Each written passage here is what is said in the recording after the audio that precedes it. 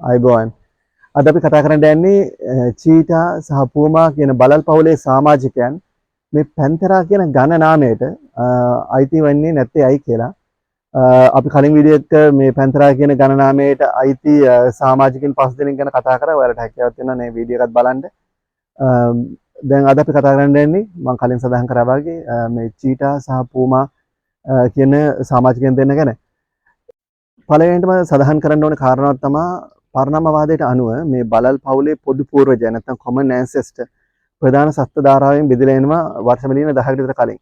ඊට පස්සේ වර්ෂ මිලියන 6 ගණක් වෙද්දි තමයි ඔය පැන්තරා නැත්නම් බිග් කැට් කියන කට්ටිය බෙදලා යන්නේ. ඊට වර්ෂ මිලියන 1.5කට විතර පස්සේ තමයි පූමා කියන කොටස බෙදෙන්නේ. මේ පූමා කියන කොටසට ඊටාම සමීපව සම්බන්ධකම් දක්වනවා චීටා සහ ජගුරන්ඩි කියලා තවත් බලල් පවුලේ සමාජිකයන් දෙන්නේ.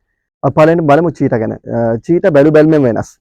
සිහින් සිරුරක් තියෙන ඊටාම වේගයෙන් ගමන් කරන්න හැදුන සතෙක්. එයාගේ හිස් කබල හැඩිත් වෙනස්. ඒකෝට අපි කලින් වීඩියෝ එකේ සඳහන් කරා මේ පැන්තරාස් පවුලේ සමාජිකයන්ට ගෙරීමේ හැකියාව තියෙනවා කියලා. චීටාට එහෙම හැකියාවක් නැහැ. අනිත් ප්‍රධාන වෙනස අපි චීටාගේ විද්‍යාත්මක නම ගැන සලකලා බලපුවාම හොයාගන්න පුළුවන්. එයාගේ විද්‍යාත්මක නම තමයි Asionyx jubatus. Asionyx කියන වචනය ඇත්තටම ග්‍රීක වචන දෙක එකතුවක්. Akinitos onyx. Akinitos කියන්නේ නොසෙල් වෙන. එතකොට onyx කියලා කියන්නේ නිය. එතකොට නොසෙල් වෙන නිය. නොසෙල් වෙන නිය කියන්නේ සාමාන්‍යයෙන් අපි දන්නවා මේ ගෘහස්ථිතව ජීවත් වෙන පූසෙක්ගේ පටන් එයාලගේ නියපොතු සම්පූර්ණයෙන්ම ඇතුළට ගන්න පුළුවන්. එයාලා දඩයන් කරද්දී ඒක එළියට එනවා නැත්නම් නියපොතු ඇතුළට අරන් තියෙන්නේ. චීටාට සම්පූර්ණයෙන්ම 100%ක් ඇතුළට ගන්න බෑ. අපි සාමාන්‍යයෙන් කියනවා semi retractable claws කියලා. එතකොට එයාලට පොඩ්ඩක් විතර ඇතුළට ගන්න පුළුවන්. මොකද මෙයාලා දුවන්නමයි හැදලා තියෙන්නේ. ඒ නිය උපකාරී වෙනවා එයාලට හොඳට පොළව ග්‍රහණය කරගන්න. අපි මල්ල ක්‍රීඩකයෙක් වේවා, පාපන්දු ක්‍රීඩකයෙක් වේවා, ඕ ක්‍රිකට් ක්‍රීඩකයෙක් වේවා. අපි බලපම එයාලා දාන සපත්තු වල යට තියෙන්නේ ඇන. එතකොට ඒක පොළව හොඳට බදා ගන්නවා. එතකොට එයාලට ඉස්සරහට දුවන්න ලේසි. ඒ හින්දා තමයි චීටලාගේ ඒ අනුවර්තනයේ තියෙන්නේ එයාලට වේගෙන් දුවන්න.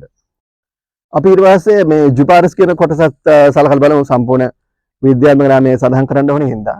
ජුපාරස් කියන එකේ තේරුම ඇවිල්ලා crested. ඒ කියන්නේ මේ හිස පිටිපස යම් කිසි කෙස් රොදවල් එහෙම තියෙනවා. ඒකේ සම්පූර්ණ හිස පිටිපසින් ඉඳන් පිට මැදට වැවෙනවම වගේ තියෙනවා. චීටා පැටවුන්ගේ. ඒ කට්ටිය පොඩි කාලේ. ඕකට හේතු දෙකක් තියෙනවා. එකක් තමයි ඒ කට්ටිය මේ තෘණ භූමිය වල ගැවසෙද්දී එයාලව හොඳට මුහුන් වෙලා යනවා ඒ පිටිපස්ස පරිසරයත් එක්ක. එතකොට එයාලව හොයාගන්න අමාරුයි එයාලව දඩයන් කරන්න ඉන්න සත්තුන්ට. දෙවෙනි එක තමයි එයාලා බොහෝ දුරට විශ්වාස කරනවා එයාලව අප්‍රිකාවේ ඉන්නවා සතෙක් හනි බැජර් කියලා. ඊටාම ජව සම්පන්න දරුණු සතෙක් සිංහ වුණත් හනි බැජර්ස්ලව දඩයන් කරන්න යන්නේ නැහැ. එයාලවනත් සාමාන්‍යයෙන් එයාලගේ තියෙන රෞද්‍ර බව හින්දා අතහැරලා දාලා යනවා පැත්තකට කරලා යනවා. මේ පැටව ඒ හනි බැජර්ස්ලව අනුකරණය කිරීමක් තමයි කරන්නේ මේ කෙස්වද බල් වලින්. ඒක තමයි විශ්වාස දෙක. දැන් අපි බලමු පූමා ඇයි මේ විශාල බල ගණයට අයිති වෙන්නේ නැත්තේ කියලා. අපි සඳහන් කරා වගේ කලින් පැහැදිලි වෙනසක් තියෙනවා. වර්ෂ මිලියන 1.5ක වගේ වෙනසක් තියෙනවා පරිණාමය අනුව ගත්තාම. අනික පූමා ඇවිල්ලා එයාගේ ආසන්නතම පරිණාමයේ ඥාතිය විදිහට සඳහන් වෙන්නේ මේ ජගුරන්ඩි කියන පූස් විශේෂය. ඊටම කුඩා විශේෂයක්. මෙයාලා මධ්‍යම සහ දකුණු ඇමරිකාවේ ජීවත් වෙන්නේ.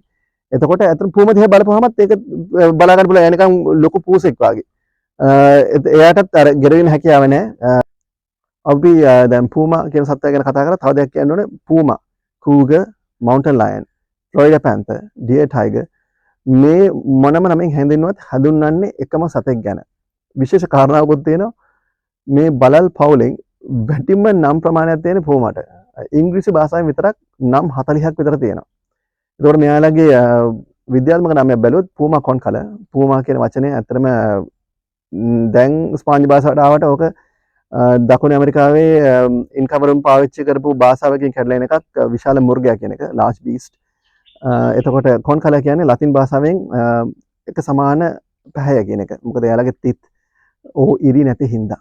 දැන් මේ දෙකොල්ලම පූමා වේවා චීටා වේවා මේ big cat නැත්නම් ලොකු පූස් කියන අර්ථකථනයට ඇතුල් කරන්න හේතුව සමහර විසින් මෙයාලගේ දේහයේ බර සමහරවිට කිලෝග්‍රෑම් 50 ඉක්මවා යනවා.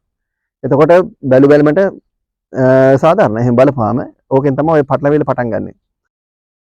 මම හිතනවා දැන් යම්කිසි පැහැදිලි කිරීමක් ඇති කියලා වෙලා ඇයි චීටා සහ පූමා මේ පැන්තරා කියන කුලයට අයිති වෙන්නේ නැත්තේ කියලා වෙලා වීඩියෝ එක නරඹලා යම්කිසි දෙයක් ඉගෙන ගත්ත කියලා හිතනවා. බොහොම ස්තුතියි වීඩියෝ එක බැලුවට. අපි ඊළඟ එකකින් හම්බෙමු. අයබෝවන්.